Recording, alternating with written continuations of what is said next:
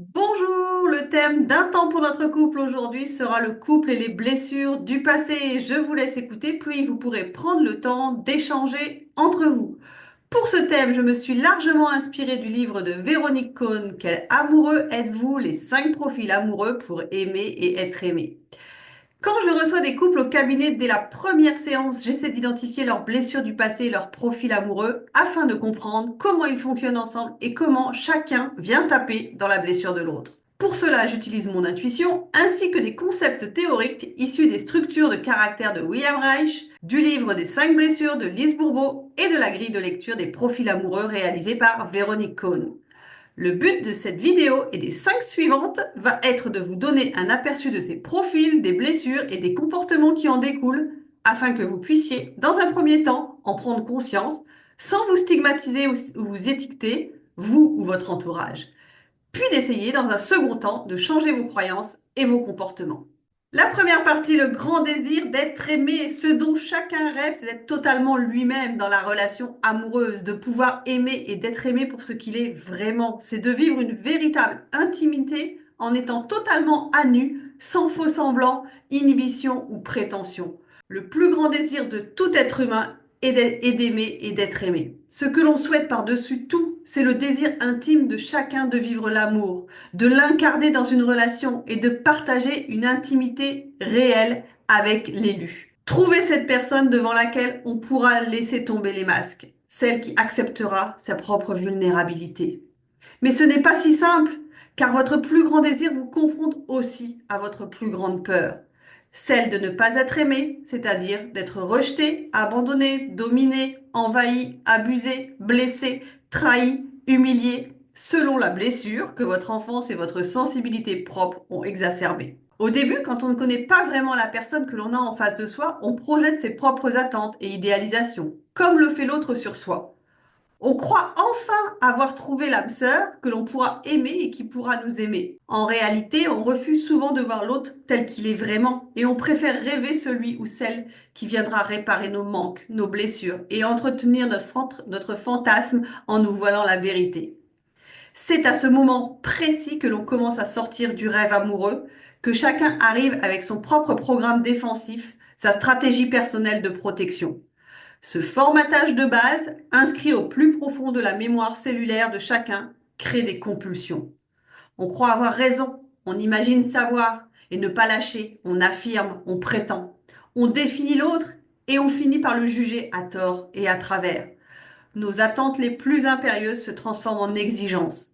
Elles correspondent souvent aux traces de nos blessures. Malheureusement, en amour, c'est bien souvent lorsqu'on demande le plus qu'on a le moins de chances d'être exaucé. La mécanique relationnelle amoureuse devient alors un enfer. Chacun, avec les lunettes de son profil, perçoit l'autre comme étrange et étranger, avec toutes les incompréhensions inhérentes aux différences. Donc il y a dans cette deuxième partie des scénarios préécrits. Ce qui se joue dans un couple est encore plus profond et complexe et se situe bien souvent à un niveau inconscient. Le partenaire amoureux est le substitut des imagos parentaux, c'est-à-dire que l'on va projeter la figure parentale sur lui. On n'a plus affaire à ses parents, mais on les remplace par son conjoint. Nous possédons tous des scénarios privilégiés, des modes adaptatifs de survie liés à nos traumatismes d'enfance. Ces expériences ont été mémorisées dans notre disque dur. Malheureusement, nous reproduisons souvent à notre insu les mêmes schémas et programmes inconscients qui déterminent notre vie amoureuse et aboutissent aux mêmes bugs.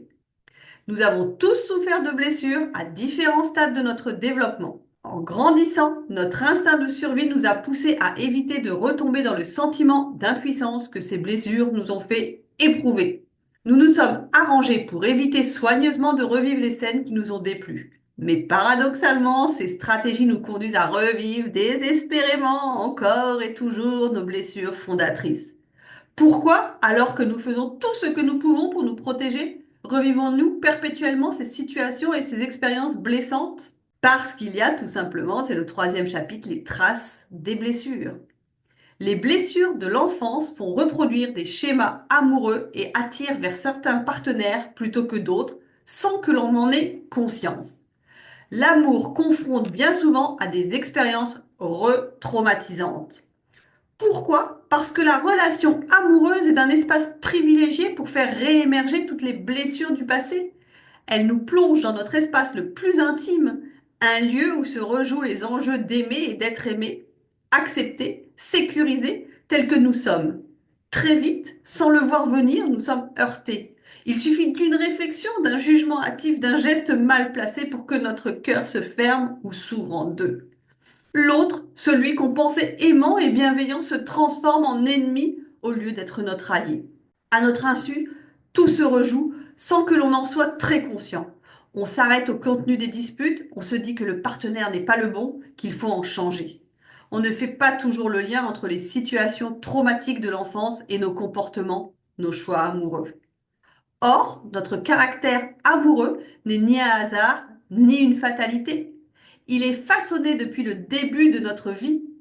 Comme pour un ordinateur, des programmes sont installés. À chaque fois qu'un enfant se trouve dans une situation où il ne peut ni fuir ni combattre, il se sent impuissant. Il prend ce que l'on appelle une décision de survie. Si les souvenirs de ces situations peuvent s'envoler, les stratégies de survie, elles, restent visibles pour qui veut bien les observer. La stratégie de survie que vous avez mise en place pour vous protéger de votre blessure originelle contribue en fait à perpétuer votre souffrance une fois adulte. Elle vous incite à revivre les blessures de rejet, d'abandon, de trahison, de frustration ou de manipulation de votre enfance. Si elle s'est révélée utile dans votre enfance, elle est inefficace et contre-productive dans 99% des cas à l'âge adulte. Vos comportements automatiques de protection vont contribuer à déclencher les pires expériences que vous cherchiez absolument à éviter. Autre chapitre, une part de la personnalité. Cette stratégie de survie n'est pas à juger ni à rejeter. Elle a été et reste une part gardienne, donc bienveillante de votre personnalité. Ces programmes de base forment votre identité, votre personnalité, vos croyances sur les autres et sur le monde. Un peu comme des lunettes de soleil colorent la vision, votre personnalité colore votre carte du monde, vous crée des imaginaires, des valeurs, des émotions et une sensibilité sensorielle différente de celle de l'élu de votre cœur. D'où l'intérêt de connaître et de reconnaître vos profils de survie privilégiés ainsi que ceux de votre partenaire amoureux. Et on prend encore un autre chapitre, le besoin d'attachement chez l'enfant. Donc là, je vais faire un tout petit peu de théorie. John Bowlby, un psychiatre et psychanalyste britannique du XXe siècle, a théorisé sur l'attachement.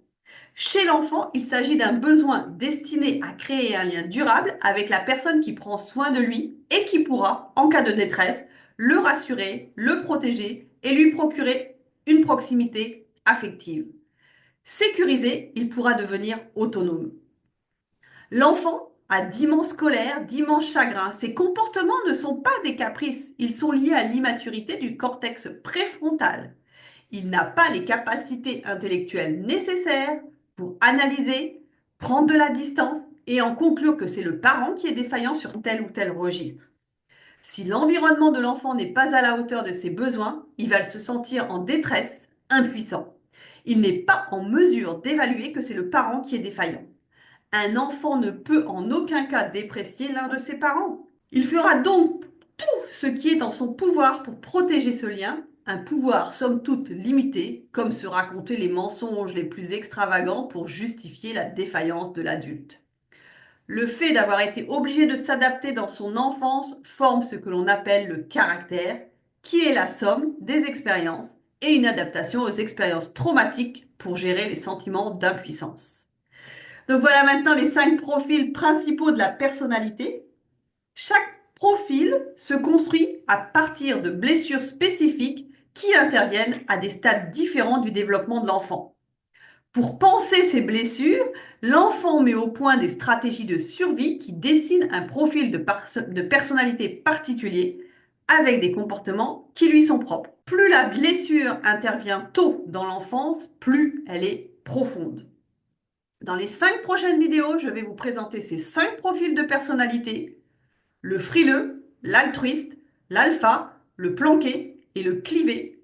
Vous vous reconnaîtrez probablement dans un ou plusieurs profils. Mais rien n'est gravé dans le marbre. Il n'y a pas de fatalité. toutes les inscriptions marquantes issues de la petite enfance peuvent se renégocier à l'âge adulte. Prendre conscience de son profil, des blessures et des comportements qui sont spécifiques est une première étape capitale. C'est une grille de lecture et un descriptif des nombreuses stratégies de survie que nous avons déployées à des âges où notre incapacité à conceptualiser et à prendre de la distance nous a plongés dans l'impuissance. Ce n'est pas un étiquetage définitif ni une stigmatisation de vous-même ou de votre partenaire. Cela peut vous aider à cerner vos propres stratégies amoureuses ainsi que celles qu'adopte votre partenaire amoureux. Pour aller plus loin, vous pouvez lire le livre de Véronique Cohn, Quel amoureux êtes-vous? Les 5 profils amoureux pour aimer et être aimé, et également visionner les vidéos de Véronique Cohn. Je vous mettrai le lien sous cette vidéo. Pour ma partie, c'est fini. À vous d'échanger maintenant, de prendre le temps de commenter ce que vous avez entendu en donnant à tour de rôle votre point de vue et en écoutant celui de l'autre. Si vous avez des questions, n'hésitez pas à les poser sous la vidéo. J'essaierai d'y répondre, soit dans les commentaires, soit par une autre vidéo. C'était un temps pour notre couple avec Sophie Caldier, psychologue, clinicienne, thérapeute de couple et sexothérapeute. Je vous souhaite une belle journée et je vous dis à très bientôt pour de nouveaux sujets.